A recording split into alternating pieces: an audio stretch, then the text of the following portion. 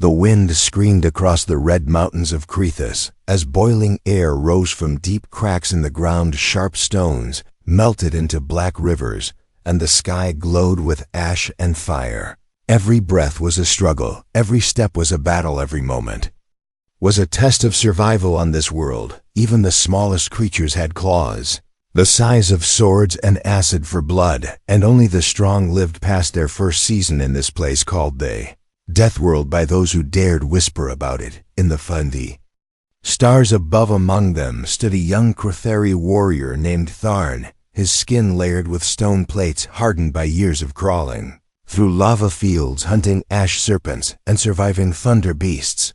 Tharn was tall even by Crethari standards, and his eyes burned not just with fire, but with questions no one around him dared ask. He stared into the horizon where storms brewed and mountains cracked, wondering if there were others beyond the smoke-filled sky, others as strong as them, others who dared breathe where the air tried to kill you. Crethari believed they were alone at the top of existence. They believed Crethus was the deadliest planet in the galaxy, and they had conquered it with fang and claw. They laughed at the weak, who lived in gentle climates or floated in clean space. They called other species soft and hollow, born from comfort and spoiled by peace. But Tharn had doubts, not because he felt weak, but because strength meant nothing without challenge. And lately, there were no more challenges left for him on Crethus today. The High Council of Elders gathered around the fire pit of proving, where molten stone bubbled and crackled as young warriors showed their worth by walking through flame and facing beasts. Released from iron cages, Tharn stood silent as the council roared with pride, watching one warrior crush a bone crab with his bare claws.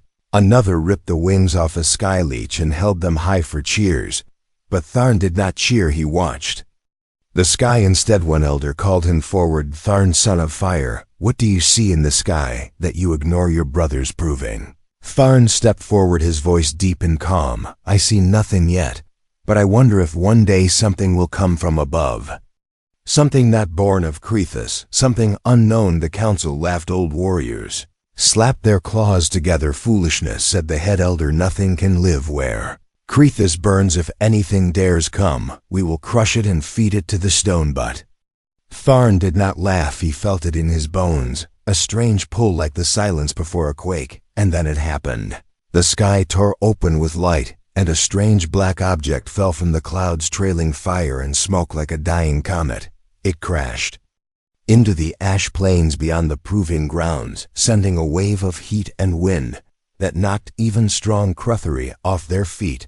Warriors roared, elders rose in panic, and the ground shook as if Crethus itself had felt the impact. Tharn ran without waiting for command, his legs carrying him over sharp rocks and burning ground. The others followed, weapons drawn, claws ready, but none knew what to expect when they reached the crash site.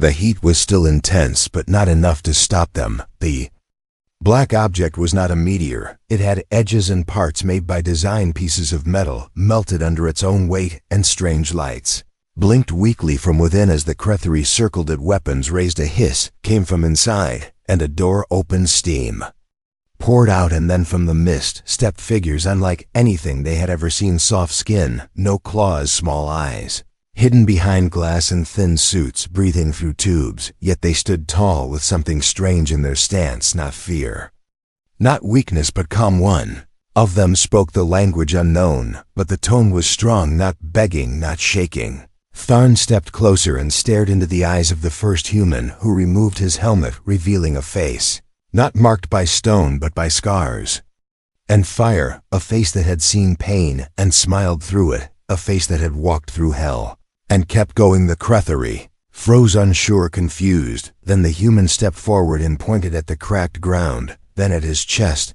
then at the sky, and spoke again, this time slowly, clearly. Earth, Death World. Tharn heard the word and felt the ground shift beneath his feet, not from quake, not from fear, but from something deeper, realization. Maybe they were not the only ones. Maybe Crethus was not the only place where death walked in sunlight. Maybe these beings who looked soft were carved by something even worse than fire. And in that moment, Tharn smiled for the first time in many seasons, not because he felt safe, but because he finally saw a challenge worthy of his strength, and the fire inside him burned brighter than the fire outside. Air was thick with smoke as the strange metal craft hissed and groaned. Its surface blackened from the violent descent. The Crathuri warriors circled, its eyes wide, claws drawn, unsure if it was beast or weapon. Their instincts screamed to strike, to destroy, to erase the unknown before it spread. Tharn raised a hand, a silent command to hold, as the metal door creaked and slid open, steam pouring out like breath from a wounded giant. From within the mist stepped 5 figures, not tall, not covered in armor, not armed with claws or fangs, but still they moved like they belonged even here, on Crethus, where every creature fought to breathe. The first one pulled off his helmet and let the burning wind hit his face. He flinched just once, then stood straight, eyes scanning the crowd, face hardened by something deeper than heat or pain. The Crathuri had seen fear in many forms, but they saw none in him. The humans wore torn suits patched in places, their boots melted slightly from the molten stone, their skin blistered by the acidic dust, yet they walked calmly among death. The smallest of them, a woman with strange hair, pointed a device at the ground. It beeped weakly. She said something to the others. They laughed, yes, they laughed on Crethus, where laughter meant madness or strength. Crathuri growled low. The council members finally arrived, their robes flapping in the hot wind. They looked disgusted by the humans' presence. The head elder stepped forward and bared his teeth. What are these soft things doing here? Tharn ignored him, his eyes locked on the humans, who had now set up a small camp beside their wrecked ship with pieces and tools he could not name. They worked fast, focused, speaking to each other in a language that sounded like broken thunder. One of the warriors beside Tharn spat on the ground. They are weak, they will die by nightfall. They cannot drink the burning water, they cannot eat the ash meat, they cannot sleep through the lava storms. They will rot before morning. Tharn said nothing, just watched as one human lifted a metal box, connected wires, and suddenly a blue shield formed around their camp. Heat bounced off it, acid hissed, and fell away as harmless steam. The Crathuri backed up, claws raised, startled, not afraid, but uncertain. This was not magic. This was not brute strength. This was something else, something they had never needed, but something that clearly worked. Tharn stepped closer. The human who had removed his helmet noticed and walked to meet him. The two stood face to face, close enough to feel each other's breath. Tharn placed his hand on his chest, then pointed to the ground. Crethus, then to the sky, then to himself. The human understood. He did the same. Earth, then pointed to his people, then to himself. Captain Riley. The words meant little, but the message was clear. 2 warriors, 2 worlds, both surviving. Suddenly, thunder cracked. A storm rising, fast purple clouds spinning above. As acid rain began to fall, the Crathuri quickly covered themselves with stone shields or retreated to caves, but the humans stood under their blue dome. Laughing again, one of them stepped outside.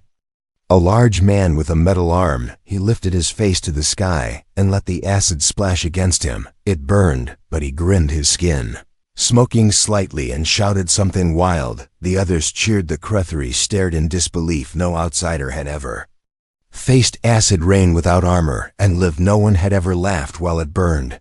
Tharn felt something deep in his chest shift, not fear, not anger, but recognition.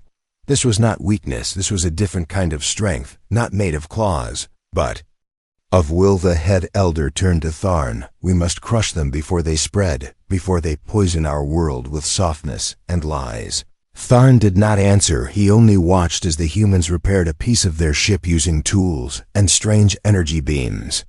He watched how they worked as one, not competing, not fighting, but helping, building, surviving. Later that night, as the lava winds howled and creatures screamed in the distance, Tharn sat alone near the human camp. He could see their lights glowing behind the shield, flickering like stars fallen to the ground. And then Riley stepped through the shield and walked to him, holding a strange metal container. He handed it to Tharn.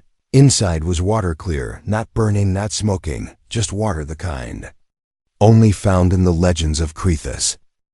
Tharn drank it slowly, his eyes never leaving Riley. The human nodded, then sat beside him, not speaking. just listening to the wind, and for the first time in Tharn's life, he felt something he had never known before: peace. Not safety, not rest, but something close. Maybe these humans were not soft. Maybe they were born in fire like him. Maybe not the same fire, but fire all the same. And maybe, just maybe, Crethus was not the only world that could breed monsters who learned how to live without fear. ChatGPT said, "The sun of Crethus never truly set, it only dimmed to a dull red, behind thick smoke and clouds of ash. The land remained hot, the air sharp with poison, and the creatures restless in the dark. Beneath jagged cliffs where lava trickled like blood. From the bones of the planet, the humans had built a crude shelter around their broken ship, and despite the odds, it still stood, still humming, still breathing life into machines." No one on Crethus understood. Tharn stood with his warrior group watching. From a distance, every day the humans worked without rest. Every night they shared laughter inside their glowing blue dome, while storms howled around them. Some Crethari called it madness, others called it weakness. But Tharn had seen their eyes, their wounds, their hands covered in burn scars, yet still moving, still building, and still calm, as if none of it mattered. Then came Rak, the fiercest of Tharn's rivals. His hide was layered with black armor, thicker than stone, his claws stained from 100 battles. His mind burned with pride and rage. He saw the humans as an insult, as a stain on Crethus, and he would not wait longer to test their worth. He stormed into the middle of the clearing and roared a challenge so loud it shook the stone's birds. Of fire fled from the trees, and molten pools rippled from the sound. One of the humans stepped forward. It was Riley again, the same calm leader with the fire in his voice. He did not flinch when Rak growled and circled him. He simply took off his jacket, revealing arms marked with deep scars, muscles cut by survival rather than war. And then he dropped into a stance unfamiliar to Crethari. Eyes, no claws, no spikes, just hands, open eyes, steady feet, firm like roots of the deep stone trees. Tharn tried to step between them, but the elders who had followed Rak ordered him back. They wanted this. They wanted proof that the humans were nothing but fragile dust, that they could not bleed. Without breaking, Riley raised one hand, then made a motion, as if inviting the beast to try his luck. Rak howled again and leaped forward, his claws slashing air and heat as he struck. But Riley was not there. He moved aside like smoke. His foot came up fast, striking Rak under the jaw, not to kill, just to shift his balance. Rak stumbled for a breath and growled louder, then swung again. Riley ducked, turned, planted his heel into Rak's side, and the Crethari warrior fell crashing into stone dust rising around him. The crowd gasped, not in pain, but in disbelief. Rak charged again, this time with fury, his claws carving the air. But Rayleigh was not a blur. He was not faster than the eye. He was simply precise. Every step he took had purpose. Every move made with timing, not just speed. It was not wild rage, it was dance, a rhythm of survival. And it worked. Rak hit the ground again, heavier this time, a crack echoing from his shoulder. Elders shouted stop, but Rak was not done. His pride screamed louder than his wounds. He spat blood from his jaw and raised himself once more. But this time Riley did not strike. He held out his hand and waited, still breathing hard, but not afraid, offering peace. Not out of mercy, but out of choice. Rak stared at that hand for a long moment, then turned away and walked into the shadows, his pride shattered more than his bones. The Crethari council was silent. Tharn stepped forward and spoke, his voice cutting through the smoke like a blade. "Do you see now? They are not soft. They are not weak. They are something else entirely. They are shaped by struggle as we are, but not our kind of struggle. Their fight is quiet, hidden under smiles, under strange tools. But it is real, and it is strong." Humans gathered around Riley. One checked his ribs, another handed him strange liquid from a tube. He drank it and nodded and laughed again. Even after all that pain, all that heat, he laughed, not to mock, but because it was over, and it was good that night. The fire pits of Crethus burned higher than usual. The humans were invited to sit among the warriors, not as guests, not as prey, but as something close to equals. The elders still frowned, but said nothing. Tharn sat beside Riley and asked about the way he moved, about the strength without rage, and Riley answered in slow, careful words. My world taught us to fight different, but we still fight to live. Tharn stared into the flames, wondering how many other worlds out there held creatures like these ones who could face fire and acid storms and still laugh as if the worst was just another day, who could bleed and still offer peace, who could lose and still walk tall. And somewhere deep inside, Tharn began to feel it, the old belief starting to crack. Maybe, just maybe, the Cretheri were not the only Deathworlders any more than night on Crethus was never truly silent, but on this one night something deeper filled the air, not storm, not beasts, not fire, but questions, the kind that burned not on the skin, but in the mind. The Cretheri sat in a great circle around the ancient fire pit that had seen generations of warriors rise and fall, and now for the first time in their long memory, beings from another world sat among them, their soft faces lit by the same flames that had tested Cretheri blood. For centuries, Tharn sat beside Riley, watching him, watching the others. There was no fear in their eyes, no trembling, no hesitation. They had been challenged, they had been tested, and they had stood not as conquerors, not as invaders, but as something else, something strange, something powerful. The elder of the pit rose and struck the ground with his staff. The old wood burned at the tip, hissing steam from the heat. He looked across the circle, his voice dry as stone. The sky brought you here. Fire did not kill you, storms did not break you. You fought one of ours and lived. Now we ask you, who are you? What is your world? Riley looked around the circle, his eyes calm but heavy, as if carrying the weight of countless stories. Then he nodded to one of his team, a woman with sharp eyes and a strange device in her hand. She tapped it once, and a projection rose from the flames. Not magic, not spirit, but light shaped by something the Cretheri did not understand, and on that light floated an image of a planet not covered in lava or fire, but something more terrifying, something that changed with every spin. This is Earth, she said, a place of ice, of fire, of wind, so strong it pulls the skin from bone, of water so vast it swallows whole cities, of skies filled with thunder that tears mountains apart, and below that surface we live, we build, we survive. The Cretheri leaned in their stone armor, reflecting the flickering images of wild animals, of mountains collapsing into the sea, of fire raining from the sky, but not from war, from nature itself. They saw storms moving like beasts, swallowing forests. They saw cold that turned air into glass, and deserts where heat melted metal in seconds. We are not the strongest, Riley said, but we are made strong by the world that raised us. Earth is not kind. Earth is not gentle. It does not care if you live or die. And that is why we live, because we fight for every breath, every step, every moment. Another human, a man with silver in his hair, stood and held out his arm, showing scars old and deep. This one from ice that broke through my shelter. This one from sickness that burned inside my body. This one from the bite of a creature smaller than your eye, that nearly ended me in days. And yet I am here because on Earth the weak die fast, and the strong learn fast. Silence fell not from fear, but from understanding. The Cretheri had always believed they stood alone at the top of pain. Their world tested every soul, every breath was a battle. But these humans, these creatures without claws or armor, had walked through different fires and lived. They had bled in ways the Cretheri never knew, and they did not boast, they did not threaten, they simply told the truth. Tharn spoke slowly, carefully. What kind of creatures live on Earth? What hunts you? The woman tapped her device again, and the images changed. They saw a beast with teeth like swords, swimming through black water. A serpent flying through wind with wings wider than the fire pit. Creatures that ran faster than light across fields that burned with sunlight.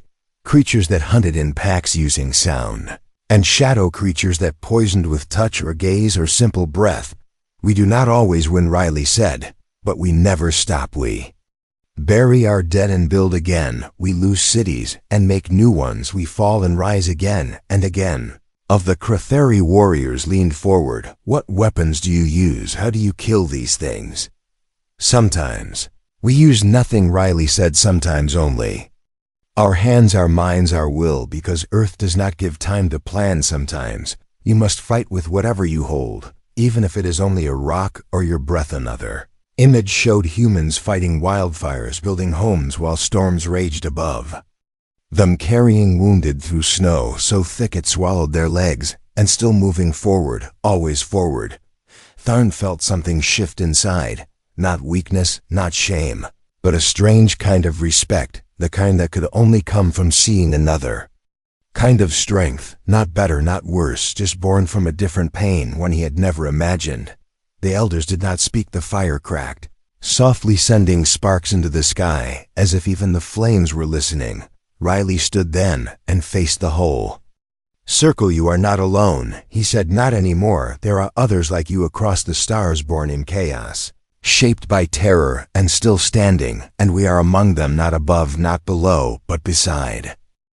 The flames burned higher as if the world itself acknowledged the truth, and Tharn looked at his people, then back at the humans, and he knew everything had changed forever. The skies above Crethus darkened with a strange silence that crept like a shadow before the storm. The winds held their breath, the beasts in the mountains vanished into stone, the lava pools began to bubble with unease, even the air felt heavier, as if the planet itself knew something was coming, something ancient, something forgotten. Tharn stood atop a jagged cliff, his eyes scanning the horizon, a strange vibration rising through his feet, not from a quake, not from storm, but from something alive, something massive, a tremor that did not fade, but grew with every passing moment. The ground moaned, the stone beneath him cracked, and even the strongest Crethari warriors felt their legs stiffen. Then it came rising from the deepest pit in the south, a creature that had not been seen for centuries. Some called it the Fire Warden, others the Shadow beneath Crethus, a beast so large that mountains bowed beneath its steps, its body a living furnace, eyes glowing like sun's teeth, dripping molten rock. Its roar shook the clouds and shattered cliffs. Panic struck the Crethari. City bells made from dragon bone rang across the plains. Warriors rushed to arms, but their weapons looked like twigs. Against this storm of burning flesh, even the elders stepped down from their high thrones and prepared for the end. But in the center of this chaos, the humans did not run. They did not hide. Riley called his team together quickly. They moved with purpose, setting up strange devices. Metal rods, wires, blinking lights, while the Crethari scattered. The humans stood firm, surrounded by their machines, not to escape, but to fight. Tharn ran toward them, his voice cutting through the wind. "What are you doing? This is not a beast. This is death itself. You cannot face it." Riley turned to him, his face lit by the red sky. "We do not run, we face what comes. That is how we were raised." The beast roared again, its breath turning air to fire and ash. It stepped closer, mountains crumbling behind it, the ground split, lava rivers bursting free, and the Crethari, who had once mocked the humans, now watched them with wide eyes. Some moved closer, drawn by something they could not name. Human engineers slammed a rod into the ground, and it pulsed with blue energy, forming a barrier around the camp. Another human pulled out a weapon, long and glowing, not made for show but for war, something forged from desperation and genius. "We need help," Riley shouted, and Tharn stepped forward, his claws ready, his blood burning. "I will fight with you." And with him came others, brave Crethari warriors who once believed they were alone, now standing beside humans, shoulder to shoulder, not with trust yet, but with purpose. The battle began, not like any war fought on Crethus before, not with roars and rage, but with firestorms planned with calm calculation. The humans moved with speed, their weapons striking the beast with pulses of energy, while the Crethari leapt from cliffs, stabbing with spears made from bone and crystal. The two Deathworld species danced with fury around a monster that belonged to neither. Beast struck down warriors with swipes that shattered stone. Its tail destroyed entire cliffs, but still they fought. The humans guided the Crethari, giving signals from devices built to track movement and energy. They led it into a narrow pass where the lava could be turned into a trap. One human was crushed by falling debris, another burned by a spray of molten breath.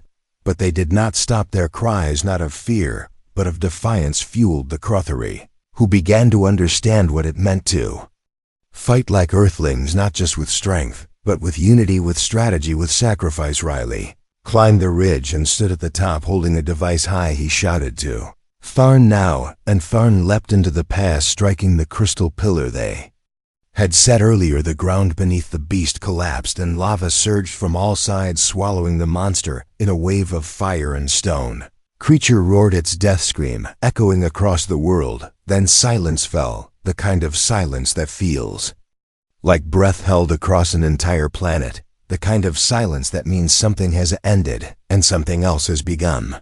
Battlefield was broken bodies, scattered smoke rising into the sky, but among the ash stood survivors, humans with burns and blood, and Cretheri with cracked armor and broken claws, but all alive and all standing. The Cretheri Council arrived late, their faces pale, their pride shattered. They looked at the scene, the fallen beast, the destroyed ridge, the unity they had never imagined, and they said nothing, for nothing needed to be said. Tharn turned to Riley and for the first time bowed his head, not in defeat, not in shame, but in respect for a warrior who had come from a world no Cretheri had seen, but whose fire now burned in the heart of Crethus itself. The smoke from the fallen beast still curled through the sky. Days had passed, but the air had not forgotten the fire. The earth still trembled where the monster had died, and though silence returned to Crethus, it was not peace, it was a silence filled with tension and whispers, the kind that spreads like poison through cracks in stone, the kind that eats at the old walls of power. In the high tower of the Cretheri Council, the elders gathered, their faces hardened by age and pride, the fire pit between them burning low, a rare sign of uncertainty. Some spoke of what they had seen, the humans fighting beside their own, the strange weapons, the strategy, the unity. Others spoke with fury in their voices, calling the humans a threat, calling for their removal before it was too late. They are not like us, one elder hissed. They smile when they bleed, they laugh when they lose, they build in the shadow of death. They do not fear fire or poison or beasts. They welcome it. What kind of creatures do that? Another struck the stone with his claw. They are not creatures, they are a danger. We let them stay. We let them live now. They teach our young now. They share food now. They walk among us like brothers. If we do not act, we will lose everything. But not all agreed. Tharn stood in the center of the circle, his voice calm, his eyes steady. He spoke of the battle, the way humans fought with courage, not for glory, but for life. He spoke of how Riley and his team had saved not only the warriors, but the elders themselves, whose city would have burned if the beast had reached it. They are not here to conquer. Tharn said they are here because they crash-landed, because they had no choice, but they made choices. After they chose to help, they chose to stay, they chose to bleed for us. The council split, their voices rising like a storm. Some shouted Tharn had been corrupted by the outsiders. Others said he was the only one who truly saw the future. And in that split, something dark began to grow behind the stone walls. Plans whispered in secret, orders given in shadow. One elder, old and bitter, called a loyal guard to his side and handed him a blade tipped with crystal poison. You will strike when the human is alone. Make it clean, make it silent. The Cretheri must remain pure. That night the stars hung low over the lava plains. The humans sat in their camp, still repairing the ship, still unaware of the storm building around them. Riley walked alone near the ridge where the final battle had ended. He stood in silence, staring at the scorched earth, lost in thought, his breath steady, his face calm, but his mind alert.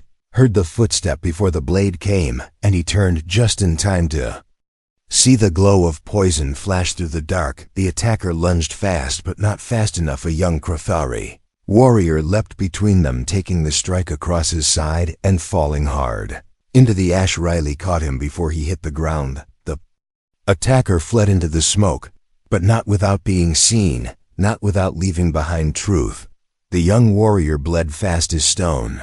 Armor cracked, his voice weak, but strong enough to say, they want you gone. Some of them fear you, fear what you bring, but I saw you fight, I saw you protect, I saw what you are, and you are not the enemy. Riley held him close, called for help, and within minutes, Tharn arrived with others. They carried the wounded back to camp. The humans worked quickly, patching the wound with tools and paste that hissed against the bleeding stone. They worked together like They always did, without panic, without chaos, with hands that had saved countless lives before. The news spread fast, faster than fire, faster than fear. The council had sent a blade into the night, and it had missed.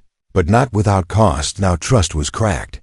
Now lines were drawn, and the world that once stood on strength alone began to tremble. The next morning, Tharn called a gathering, not just of warriors, not just of elders, but of all Crithuri who had seen the fire and the truth. He stood beside Riley, who bore no weapon, and said, "This is the moment where we choose. Do we stand alone forever in fear? Or do we rise with those who understand pain as we do, who have faced death and said, 'Not today'?" Some turned their backs, walked away into the old caves of the old world, but many stayed. Many stepped forward. Many touched their claws to their hearts and said the word that meant unity in the old tongue. Not peace, not surrender, but strength together. And from that moment, the fire of Crithis burned, not just in the ground, but in something new, something living, something rising. Sun never truly rose on Crithis. It only brightened the clouds of ash and smoke, casting red light over the mountains and molten rivers. But this day was different, because for the first time in the long memory of the Crithuri, two flags flew side by side above the fire pit of council, one marked by the sigil of stone and flame, the other painted with stars, and a single blue world between them stood warriors, builders, scientists, young and old, not just Crithuri, not just human, but something new, something forged from survival and bound by blood spilled in the same dust. Riley stood with his team, all bruised, all tired, but alive. They had buried the dead, both human and Crithuri, with the same hands, and now stood together, not as saviors, not as guests, but as brothers in arms. Tharn stood beside him, his shoulders wide, his eyes sharp, his armor cracked in places, but his voice strong like the first roar of a storm. He addressed the crowd, his words slow, his breath deep. "Today we end the old belief that Crithis stands alone. Today we end the lie that only we understand pain, only we understand strength. We have seen another kind of fire. We have seen it in these beings who came from the sky and chose not to destroy, but to build, not to rule, but to share. They have bled, they have lost, they have stood, and they have taught us that survival is not just power, it is unity." The crowd listened, some with folded arms, some with quiet nods, and others with tears in their stone eyes. Warriors who had once laughed at the humans now carried their tools and learned their ways. Elders who once feared change now sat among the young, asking questions about Earth and its horrors and wonders. And everywhere the two species moved together like gears learning to turn as one.